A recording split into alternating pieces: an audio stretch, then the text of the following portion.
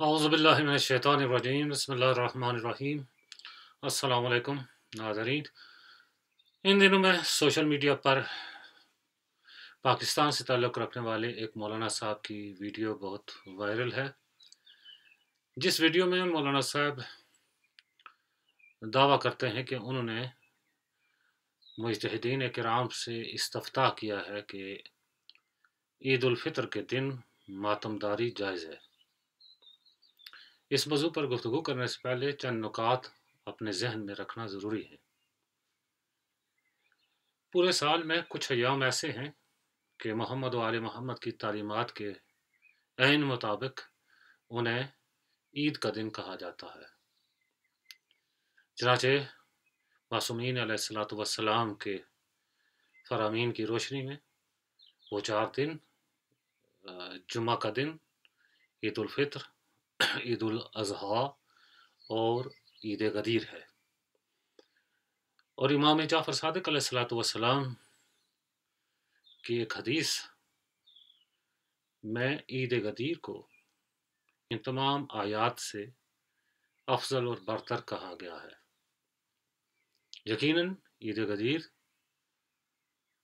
हर दूसरी ईद से अफजल और बरतर है, इसलिए कि ये वो दिन है कि जिस दिन दीन इलाही मुकम्मल हुआ और बेहुक्म परवरदिगार महबूब खुदा हज़रत मोहम्मद मुस्तफ़ा सल्लल्लाहु अलैहि वसल्लम ने अपने वसी और वली मौला अली अलैहिस्सलातु वस्सलाम की विलायत का ऐलान फरमाया। जैसा कि इन अय्याम के नाम से ही रोशन है, यानी ये ईद के दिन हैं, 4 दिन ईद के दिन, तो ईद के दिन है तो यकीनन ये दिन खुशी के दिन है, सुरूर के दिन है। चनाचे इन 4 दिनों में से ईद जो आप यूँ कह सकते हैं, इन 4 की निस्बत में जो छोटी ईद है वो जुमा का दिन है। रवायात में मिलता है कि मासूमीन अलैहिस्सलातु वस्सलाम का फरमान है कि इस दिन इंसान पाक व पाकीज़ा लिबास पहने, खुशबू लगाए और नमाज जुमा पढ़ने के लिए जाए और अपने घर वालों के लिए एक गुशाइश पैदा करे, उनके लिए हत्तल मकदूर अच्छे खाने का इंतज़ाम करे, मेवा और फल उनके लिए ख़रीद कर लाए। इसी तरह दीगर आयात से मुतल्लक़ भी ईद फ़ितर और ईद अज़हा से मुतल्लक़ भी ऐसी फ़रामीन पाए जाते हैं कि जिसमें पाक व पाकीज़ा और साफ़ सुथरा लिबास पहनना, खुशबू लगाना, इसकी ताकीद की गई है। और ईद गदीर तो यकीनन उसका क्या कहना, हर मोमिन इस दिन खुश होता है, उसका दिल खुशहाल होता है। इन खुशी के दिनों के मुकाबले में साल में कुछ अयाम अज़ा के दिन हैं, अयाम अज़ा हैं, और जितने भी अयाम अज़ा हैं उनमें से सबसे बरतर दिन रोज़े आशूरा है कि जिससे बढ़कर और कोई बड़ा गम का दिन नहीं हो सकता। और हम जानते हैं कि हम उस दीन को मानने वाले हैं कि जो हमें मुकम्मल ज़ाब्ता-ए हयात फराहम करता है। ये ऐसा दीन है, यानी दीन इस्लाम, मकतब अहले बैत अलैहिमुस्सलाम, कि जिस मकतब में, जिस दीन में हमारी ज़िंदगी के हर पहलू को एड्रेस किया गया है। ज़िंदगी के तमाम अमूर से मुतल्लिक़ जितने भी अहकामात हैं वो बयान किए गए हैं। लेकिन एक बात याद रखिए कि इंसानी ज़िंदगी के जितने भी अमूर हैं उनके लिए कुछ ख़ास अहकाम होते हैं, वाजिब और हराम, जायज़ और नाजायज़, इस किस्म के अहकाम की सूरत में दीन मुबीन इस्लाम की तरफ से रहनुमाई फराहम की जाती है। इन अहकाम दीनी के साथ साथ मुख्तलिफ अमूर के लिए कुछ आदाब होते हैं। मैं एक मिसाल के तौर पर सिर्फ इस चीज़ को वाज़ेह करना चाहूँगा कि मसलन नमाज पढ़ने का हुक्म दिया गया है और नमाज के कुछ अहकाम हैं, कुछ वाजिबात हैं, जिन चीज़ों को आपने बजा लाना है ताकि आपकी नमाज सही समझी जाए। आपने किस तरह رکوع کرنا ہے، کس طرح سجدہ کرنا ہے، کس طرح منہ کر کے نماز پڑھنی ہے، نماز سے پہلے وضو کرنا ہے، تو ان تمام احکامات کا آپ خیال رکھیں گے تو فقہی لحاظ سے جو فقہی احکام ہیں ان کے اعتبار سے آپ کی نماز جو ہے وہ مکمل ہے، اور جو آپ کے اوپر ذمہ داری تھی وہ ادا ہو گئی ہے۔ لیکن اسی نماز کے لیے کچھ آداب ہیں، ان آداب کا بھی خیال رکھنا پڑتا ہے تاکہ یہ نماز اس کو شرف قبولیت حاصل ہو سکے۔ مثلا نماز کے دوران دنیاوی امور سے متعلق انسان سوچ و بچار کرنے سے اجتناب کرے، خضوع و خشوع کے ساتھ نماز بجا لائے، کسی اور طرف اس کا دھیان نہ ہو۔ یہ وہ تمام امور ہیں۔ یہ آداب کیوں ہیں، احکام کیوں نہیں ہیں؟ اس لیے کہ مثلا ایک شخص ہے خضوع و خشوع کے ساتھ نماز نہیں پڑھتا، احکام فقہی کے مطابق اس نے نماز ادا کی ہے تو اس کی نماز ہو گئی ہے۔ فقہی اصطلاح میں اس کو کہتے ہیں کہ ایسی نماز موجب بنتی ہے کہ آپ کی جو تکلیف شرعی تھی وہ ساقط ہو جائے۔ لیکن آداب آپ بجا لائیں گے، اسی عمل نماز کو ادب آداب کے ساتھ پروردگار کی بارگاہ میں پیش کریں گے تو ایسا عمل پروردگار خدا میں قبولیت کا سبب بنتا ہے۔ اسی طرح روزے کے احکام ہیں، آداب ہیں، حج کے احکام ہیں، آداب ہیں، حتیٰ کہ تعلیمات دینی کی روشنی میں بعض بزرگ علماء نے کچھ ایسی کتابیں بھی لکھی ہیں کہ جو ان دونوں عنوانوں سے ہٹ کر ہیں، یعنی احکام پر بھی ہیں کتابیں، آداب پر بھی ہیں، اور آداب سے ہٹ کر اسرار ہے، مثلا نماز سے متعلق اسرار نماز، حج سے متعلق اسرار حج۔ تو یہ تینوں چیزوں کو جدا رکھیں گے تو آپ صحیح مسئلے کو سمجھ پائیں گے۔ اب آپ آئیں، ہم جتنے بھی ہمارے مثال کے طور پر ایام ہیں، کیا ان کے حوالے سے دین اسلام نے ہمیں ہمارے لیے کوئی ہدایت نامہ جاری کیا ہے کہ ہم عید کو کیسے منائیں، ان کے لیے کوئی احکام ہیں، یا ایام اعضاء سے متعلق کوئی حکم ہے، احکام ہیں، اور کیا ان کے کوئی آداب ہیں؟ تو یقیناً یہ جو مکمل دین ہے اس میں یہ سب کچھ ہونا چاہیے۔ تو اس لحاظ سے اگر ہم غور و فکر کریں تو ہمیں ملتا ہے کہ مثلا عید فطر ہے، عید الاضحیٰ ہے، تو اس کے لیے جو فقہی حکم یہ ہے کہ اس دن آپ روزہ نہیں رکھ سکتے، روزہ رکھنا حرام ہے۔ جبکہ عید غدیر کے دن روزہ رکھنا حرام نہیں ہے بلکہ مستحب ہے کہ روزہ رکھا جائے۔ یہ احکام ہیں۔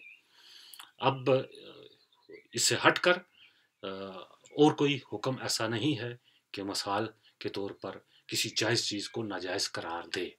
مثلا روزہ مطلوب ہے، روزہ رکھنا مطلوب ہے، کہیں کسی دن بھی رکھیں، رمضان المبارک میں تو واجب ہے، اس سے ہٹ کر بھی سال بھر آپ روزہ رکھیں تو ایک مطلوب اور ریکمینڈڈ چیز ہے۔ لیکن یہی مطلوب چیز عید الفطر اور عید الاضحیٰ کے دن حرام ہو جاتی ہے، تو یہ ایک فقہی حکم ہے۔ یہ عید کے حوالے سے ہے۔ اب باقی جو آداب ہیں اس حوالے سے بھی ہمیں رہنمائی ملتی ہے کہ جس طرح پیغمبر اکرم صلی اللہ علیہ وآلہ وسلم کی احادیث مبارکہ اہم اطہار، ان میں ملتا ہے کہ ان حدیثوں میں ملتا ہے کہ نماز آیات کے جتنی بھی ہیں ان عید کے ایام میں انسان پاک و پاکیزہ لباس پہنے، خوشبو لگائے، گھر سے باہر جائے، صلح رحمی کرے، اور بہت ساری چیزیں ہیں کہ بہت جس کے حوالے سے آپ پہلے آگاہی یقیناً رکھتے ہیں۔ اب آئیے ایام اضحیٰ کے اعتبار سے، اور میں نے کہا کہ تمام ایام اضحیٰ میں سے سب سے برتر جو یوم ہے وہ یوم عاشورہ ہے۔ عاشورہ کے دن ایک فقہی حکم ہے، وہی کہ جو کام ریکمینڈڈ تھا عام ایام میں باقی دنوں میں اور باعث ثواب بھی تھا، وہ کام عاشورہ کے دن حرام ہو جاتا ہے۔ اور وہ کون سا کام ہے؟ روزہ رکھنا۔ آپ عاشورہ کے دن روزہ نہیں رکھ سکتے، حرام ہے، بجائے اس کے کہ آپ کو ثواب ملے آپ کو پنشمنٹ ملے گی۔ اس سے ہٹ کر کوئی فقہی حکم عاشورہ والے دن خصوصی طور پر کوئی ہمیں نہیں ملتا، نہ ہی عیدوں سے متعلق ہمیں کوئی حرام حلال کے حوالے سے کوئی حکم ملتا ہے۔ لہٰذا اب آئیے کہ مولانا صاحب جو یہ فرماتے ہیں کہ میں نے مجتہدین کرام سے استفتاح کیا کہ آیا عید فطر کے دن ماتمداری عزاداری جائز ہے یا نہیں ہے؟ تو یہاں میں عرض کرتا چلوں انتہائی احترام کے ساتھ کہ ایسے امور سے متعلق استفتاح کرنے کی ضرورت ہی نہیں ہے۔ جو بھی شخص کوئی بھی شخص دین سے متعلق سمجھ بوجھ رکھتا ہے، ایک ذوق دینی رکھتا ہے، اسے معلوم ہے کہ ان ایام میں کون سے احکام دینی ہیں جو آلریڈی ہمیں معلوم ہے، جو مجتہدین اکرام نے حدیث اور جتنے بھی سورسز ہیں فقہی ان سے لے کر وہ احکام ہمیں بتائے ہیں. تو کوئی باقی جائز کام کوئی بھی ہے وہ کیسے حرام ہو سکتا ہے؟ یقیناً نہیں ہو سکتا. تو اس لیے کسی جائز کام سے متعلق اگر ماتم داری باقی ایام میں جائز ہے تو اس دن بھی جائز ہونا چاہیے، لیکن ہمیں یہ دیکھنا پڑے گا کیا کچھ آداب ہیں جو عید کے دن اس کے ساتھ کچھ جائز امور میچ کرتے ہیں یا نہیں. یہ ایک علیحدہ ہمیں سوچ و بچار کرنی پڑے گی. میں یہاں پر مولانا صاحب سے یہ سوال کروں گا، اور اگر میرا یہ سوال مستقیماً ان تک نہ پہنچے تو ان کے جو ماننے والے ہیں، فینز ہیں، ان سے میں درخواست کروں گا کہ ان سے یہ پوچھیں کہ میں نے کیوں کہا کہ یہ استفتاء کا مقام ہی نہیں تھا. یہ تو ایک تھوڑا سا بھی فقہی ذوق کوئی رکھتا ہو، مجتہد نہ بھی ہو، دین کی سوجھ بوجھ رکھتا ہو تو اسے پہلے سے معلوم ہونا چاہیے تھا. مجھے نہیں معلوم کہ مولانا موصوف کو کیوں استفتاء کرنا پڑا. کیا آیا جو کچھ وہ کرنا چاہتے ہیں یا ان کے جو فینس پسند کرتے ہیں؟ آج کل جو ٹرینڈ چلا ہے کہ مثلاً عید الفطر کو پورے یوم سرور سے یوم ازا میں بدل دیا جائے، پورے دن کو یوم ازا ڈکلیئر کیا جائے، ماتم داری ہی ماتم داری ہو سوگ کا دن بنا دیا جائے. یہ ایک فرہنگ دین کا چہرہ مسخ کرنے کے لیے ایک باقاعدہ کوشش کی جا رہی ہے. اور یقیناً میں یہ نہیں کہتا کہ مولانا صاحب اس کوشش کا حصہ بن رہے ہیں، لیکن یقیناً ان کے فینز ہیں جو اس قسم کی باتیں پسند کرتے ہیں کہ ہم ماتم داری کریں. ظاہری طور پر ایک عام جائز عمل ہے، اس سے کون مجھے روک سکتا ہے. میں جو سوال پوچھنا چاہتا ہوں وہ یہ ہے کہ مولانا موصوف سے سوال کیا جائے کہ آیا آپ خود ذوق فقہ کے تحت جانتے ہیں؟ فقہ کی بات، میں ادب آداب کی بات نہیں کر رہا ہوں، میں فقہی حکم کی بات کر رہا ہوں. اگر نہیں جانتے تو کیا آپ پسند فرمائیں گے کہ کسی مجتہد سے پوچھیں کہ روز عاشورہ شادی بیاہ کرنا جائز ہے یا ناجائز ہے؟ روز عاشورہ جو یوم ازا ہے، اس دن دنیاوی امور میں مشغول ہونا. مثلا ایک شخص کہتا ہے کہ میں عزاداری بجا نہیں لاتا، ٹھیک ہے، میں آج جو ہے وہ کام کرتا ہوں. مجتہد کسی سے پوچھے، کسی فقیہ سے پوچھے کہ کیا اس نے حرام کام کیا، یا آپ کسی مجتہد سے پوچھ سکتے ہیں یا آپ جواب نہیں دے سکتے چونکہ شاید یہ جواب تو آپ فوراً دے دیں. اس سلسلے میں آپ کسی مجتہد سے نہ پوچھیں چونکہ یہ جو آپ جواب دیں گے کہ نہیں نہیں نہیں نہیں بغیر مجتہد سے پوچھے، وہاں پر تو پھر آپ کے فینس بھی نعرے لگائیں کہ ماشاء اللہ ماشاء اللہ. لیکن یہاں بھی اگر عید الفطر کے حوالے سے استفتاء بنتا ہے تو روز عاشورہ سے متعلق بھی پھر استفتاء کیجئے، مجتہدین سے، فقہا سے، مفتیوں سے پوچھئے کیا کسی شخص نے جو اس دن نکاح کیا ہے اس کا نکاح باطل ہے؟ کیا اس کا نکاح جو ہے وہ حرام فعل تھا؟ اس نے اس دن کچھ کمائی کی ہے، کیا اس نے جو ہے وہ ایک باطل عمل انجام دیا؟ اس کی کمائی حرام ہے یا کمائی اس کی جائز کمائی ہے؟ کس دن؟ روز عاشورہ کے دن. تو میں آپ کو جواب دیتا ہوں، دنیا کا کوئی مفتی بالکل نہیں کہہ سکتا کہ روز عاشورہ کسی نے جو اگر نکاح کیا ہے، شادی کی ہے تو اس نے فعل حرام کیا ہے. یا کوئی مفتی یہ نہیں کہہ سکتا کہ جو اس نے اس دن کمایا ہے، بجائے اس کے کہ وہ روز عاشور غم میں گزارتا اور سید الشہداء کے اور ان کے ساتھیوں کے عزاداری میں وہ دن بسر کرتا، اس کے برعکس وہ کام کرتا رہا ہے، تو اس نے جو کچھ کام کیا ہے فعل حرام انجام دیا ہے، اور جو اس نے کمائی کی ہے وہ حرام کی کمائی ہے. کوئی دنیا کا مفتی، کوئی مجتہد ایسا جناب عالی نہیں کہے گا. ایک اور میں سوال کر دیتا ہوں، یہی سوال مولانا موصوف نے صرف عید الفطر سے متعلق کیوں فرمایا؟ یہ کیوں پوچھا مجتہدین کرام سے؟ یہ سوال تو عید غدیر سے متعلق بھی پوچھا جا سکتا تھا. کیا عید غدیر ماتم داری کرنا جائز ہے یا نہیں؟ عید زہرا جو ایک فقہی اور شرعی لحاظ سے اسے عید کا نام تو نہیں دیا گیا، لیکن خوشی کا دن ہے، ٹھیک ہے، ہم کوئی حرج نہیں ہے لوگ اس کو عید شجاع کہیں یا عید زہرا. تو عید زہرا کے اوپر کیا ماتم داری کرنا جائز ہے؟ کیا فرمائیں گے؟ مولانا صاحب خود جواب دیں گے یا یہ بھی مجتہدین سے پوچھیں گے؟ عید غدیر جو یوم سرور ہے وہ مومن ہی نہیں ہے کہ جو عید غدیر پر خوش نہ ہو. تو کیا مولانا موصوف ماتمداری سے متعلق بھی استفتاء کریں گے؟ کسی مفتی سے پوچھیں گے کہ ماتم داری جائز ہے؟ پوچھو بھی، کوئی مفتی نہیں کہہ سکتا کہ عید غدیر، ماتم داری اور سینہ زنی جو ہے حرام ہے. اس کے لیے ایک نص چاہیے. مجتہد ایسے ہی فتویٰ تو نہیں دے دیتا.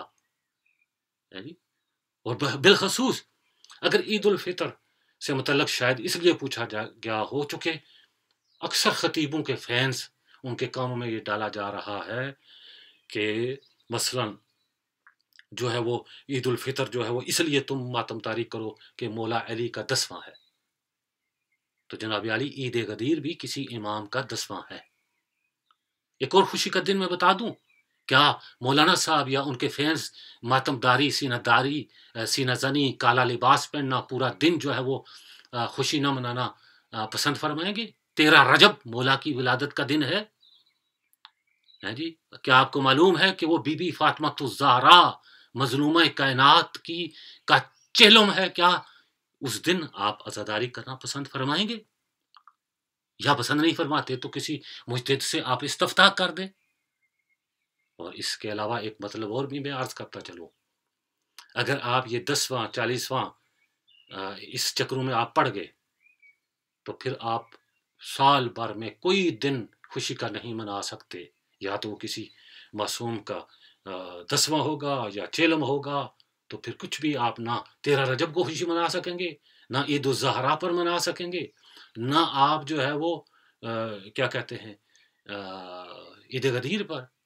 جب آپ اپنی طرف سے عید الزہرا منانا چاہتے ہیں اور اپنی طرف سے ایسے ماشاءاللہ الفاظ بھی لے آتے ہیں کہ تاج پوشیے امام زمانہ، تاج پوشی امام زمانہ کی خوشی میں، امام زمانہ اس دن خوش ہوئے ہوں گے کہ ایک دن پہلے امام زمانہ کے والد امام حسن عسکری کو انتہائی غربت کے عالم میں زہر دے کر شہید کیا گیا. بات 10ویں کی بھی نہیں، بات 40ویں کی بھی نہیں، ایک دن پہلے امام زمانہ کے والد محترم امام حسن عسکری علیہ الصلوۃ والسلام کو شہید کیا گیا بے دردی کے ساتھ. ان کا تو سوم بھی نہیں ہوا. تو آپ جو ہے خوش ہونے کے لیے اپنی طرف سے بہانہ تلاش کریں گے. پھر آپ کہ 12ویں امام کی امامت کا آغاز ہے، تو کیا اس خوشی کے دن امام عسکری علیہ الصلوۃ والسلام کی شہادت یہ غلبہ نہیں کرے گی؟ امام زمانہ اس دن خوش ہوئے ہوں گے یا سوگ میں ہوں گے؟ ایک دن پہلے امام عسکری علیہ الصلوۃ والسلام کی شہادت ہوئی ہے. تو جناب علی نہ کیجیے ایسا، نہ کیجیے ایسا. یہ ساری چیزیں ہیں. میں آپ کہتا ہوں کہ کوئی شخص عاشور کے دن مومن شادی کرنا پسند نہیں کرے گا. کوئی شخص عاشور کے دن دنیاوی امور میں مشغول نہیں ہوتا، نہ اس لیے کہ فقہی مسئلہ ہے، بلکہ ان دنوں کے آداب ہیں. آداب کے تحت ہم پسند نہیں کریں گے کہ عید غدیر کے دن اپنے چہرے پر جو ہے وہ ہم حزن اور غم کے جو ہے وہ آثار جو نمایاں کریں. ہم روز عاشورہ کوئی خوشی والا کام کریں. روز عاشورہ ہم یہ آداب ہیں، ان ایام کے آداب ہیں، یہ احکام نہیں ہیں. ان آداب کا ہم خیال رکھتے ہیں، حتیٰ کہ اتنا کہ ماشاءاللہ مومنین جو ہے وہ احکام سے بھی زیادہ ان کو سخت لیتے ہیں. رہی بات 10ویں اور 40ویں کی، تو یاد رکھیے کسی ایک چھوٹی سی ضعیف روایت میں بھی آپ کو نہیں ملے گا کہ کسی معصوم امام کے لیے 40 منائی جائے یا 10واں یا 7واں یا 20واں منایا جائے. یہ 40 منانا سید الشہداء کے لیے خاص ہے، اس کے لیے معصومین کی روایات ہیں. یہ واقعہ کربلا کی وہ عظمت تھی اور بزرگی اور اتنی سنگینی تھی کہ امت مسلمہ کو درس کربلا حاصل کرنے کے لیے کچھ ایام کے لیے اپنے آپ کو غم کے حالت میں گزارنے کے لیے کہا گیا، تاکہ آپ اس حالت میں اس کربلا کے اندر جو موجود میسج ہے اس کو حاصل کر سکیں. اس کا یہ مطلب نہیں ہے کہ ہم چونکہ سید الشہداء کے لیے اربعین کرتے ہیں تو قیاس کریں اور سب کے لیے جو ہے کریں، یہ وگرنہ دیکھا جائے تو آپ پھر جو ہے وہ پھر کوئی دن خوشی کا منا ہی نہیں سکتے۔ لہٰذا برائے مہربانی احکام کو احکام رہنے دیجئے اور آداب کا خیال رکھیے۔ جو خوشی کا دن ہوتا ہے خوشی کا دن اسے رہنے دیں، اور جو غم کا دن ہے وہ غم کا ہی رہے۔ لیکن ایک مسئلہ بہت اہم ہے، ناظرین آپ اس پر پوری توجہ دیں گے، جس چیز کا میں اقرار کرتا ہوں وہ یہ ہے کہ انسان کی زندگی میں کوئی بھی خوشی کا دن ہو، خوشی کے دن کا ایک تقاضا یہ ہوتا ہے کہ کچھ جو پہلے سے غم انسان کے دل میں موجود ہوتے ہیں وہ تھوڑے سے ہچکولے لینا شروع کرتے ہیں انسان کے دل میں۔ مثلا خوشی کا دن ہے، کسی کی شادی بیاہ ہے، گھر میں سب لوگ خوش ہیں، کپڑے پہنے ہوئے ہیں، انہوں نے اچھے خوشبوئیں لگائی ہوئی ہیں، خواتین نے زیورات پہنے ہوئے ہیں، دلہا یا دلہن تیار ہو گئی ہے، اس کے رشتہ دار، اس کی بہنیں، اس کے بھائی اس کو مل رہے ہیں، ملتے بھی جا رہے ہیں، اور ساتھ ان کی آنکھیں نم ہو گئی ہیں، وہ تھوڑے تھوڑے رو بھی رہے ہیں۔ وہ کیوں رو رہے ہیں؟ اس خوشی کے موقع پر وہ یاد کر رہے ہیں اپنے ان عزیزوں کو۔ مثلا اگر کسی کے والدہ پچھلے سال یا چند سال پہلے فوت ہو گئی، یا والد فوت ہو گیا، یا اس دلہے کا باپ فوت ہو گیا، یا اس دلہن کی ماں فوت ہو گئی، تو اب باقی رشتہ دار اس خوشی کے موقع پر، اس کی شادی کے موقع پر تھوڑے سے حزین ہوتے ہیں کہ اے کاش اگر وہ بھی آج ہوتے، ہماری ماں زندہ ہوتی، آج ہمارے والد صاحب زندہ ہوتے، بھائی زندہ ہوتے تو وہ بھی خوش ہوتے۔ یہ تھوڑی دیر کے لیے اگر انسان کے اوپر حزن جو طاری ہوتا ہے، جس کا اظہار اس کی آنکھیں کرتی ہیں، تو اب ان کی نمدار آنکھوں کو دیکھ کر آپ یہ نہیں کہہ سکتے کہ اب یہ پورا دن جو ہے وہ کیا کریں گے، اپنے کپڑے بھی اتار کر پھینکیں گے، سیاہ لباس پہنیں گے، سینہ پیٹنا شروع کر دیں گے۔ ایسا ہرگز نہیں ہے۔ یہ خوشی کے دن میں ایسا ہوتا ہے۔ مثلا ایک اسٹوڈنٹ جس نے محنت کی، یونیورسٹی سے ڈگری حاصل کی، جس دن اس کو ڈگری ملی، اس دن وہ خوش ہے، انتہائی خوش ہے، لیکن یکدم اسے اپنی مرحومہ والدہ یاد آتی ہے تو وہ تھوڑا رونا شروع کر دیتا ہے۔ وہ رونا یہ ایک حزن اور خوشی کا حسین امتزاج ہے، لیکن اس کا یہ مطلب نہیں کہ خوشی کے دن کو یعنی یوم سرور کو یوم الحزن بنا دیا جائے، اور اس کی اصل جو حیثیت ہے، اس کی اصلیت جو ہے، اس کو بدل دیا جائے۔ یہ میرے خیال میں فرہنگ دینی کے خلاف ہوگا۔ اس لیے ہم بھی کیا کرتے ہیں، جو آداب بتائے گئے ہیں ان خوشی کے ایام میں، مثلا چاروں جو عیدیں ہیں، جمعہ، عید الفطر ہے، عید الاضحیٰ بالخصوص، ان 3 اعیاد میں خاص طور پر کہا گیا ہے کہ آپ دعائے ندبہ پڑھیں۔ دعائے ندبہ کیا ہے؟ وہی جو ایک مومن عید کے دن تھوڑا سا حزین ہوتا ہے، غمگین ہوتا ہے، وہ اپنے کسی پیارے کو یاد جو بچھڑا ہوا ہے، اس کے فراق کو محسوس کرتا ہے، تو خوشی کے دن اس کا اظہار بھی کرتا ہے۔ اور سب سے بڑا پیارا ایک مومن کے لیے کون ہے؟ وقت کا امام زمانہ۔ تو عید کے دن، خوشی کے دن، جمعہ کے دن، عید الاضحیٰ اور عید الفطر کے دن خاص کر دعائے ندبہ پڑھی جاتی ہے، یعنی ایک محبوب امام کے نالۂ فراق میں مومن ابتدا اپنے دن کی کیسے کرتا ہے؟ حزین ہو کر۔ لیکن اس کا مطلب یہ نہیں ہے کہ اٹھ کے وہ سینہ زنی کرنا شروع کر دیتا ہے۔ عید کے دن جو حزن ہوتا ہے اس کی اپنی کیفیت ہوتی ہے۔ اسی دعائے ندبہ میں کربلا والوں کا بھی ذکر ہوتا ہے، ان مظلوموں کا بھی ایک خاص انداز میں، نہ اس انداز میں کہ جس طرح یوم عاشوراء کو کربلا والوں کو یاد کیا جاتا ہے۔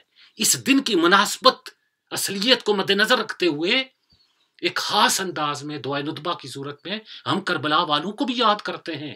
این الحسن این الحسین، این ابناء الحسین، ایسے الفاظ ہیں اس میں کہ انسان کی آنکھیں نمناک ہو جاتی ہیں۔ خوشی کے ساتھ حزن کا امتزاج جو ہے، اس دن کی مناسبت کے تحت، اس کے مطابق، یہ اور چیز ہے، لیکن پورے دن کی ماہیت کو بدل دینا، اس کی اصلیت کو بدل دینا، یہ میں سمجھتا ہوں یہ اس مکتب کے ساتھ وفاداری نہیں ہے جس مکتب کے ہی ذریعے ہمیں پتہ چلا کہ ہمارے لیے سال میں 4 عیدیں ہیں۔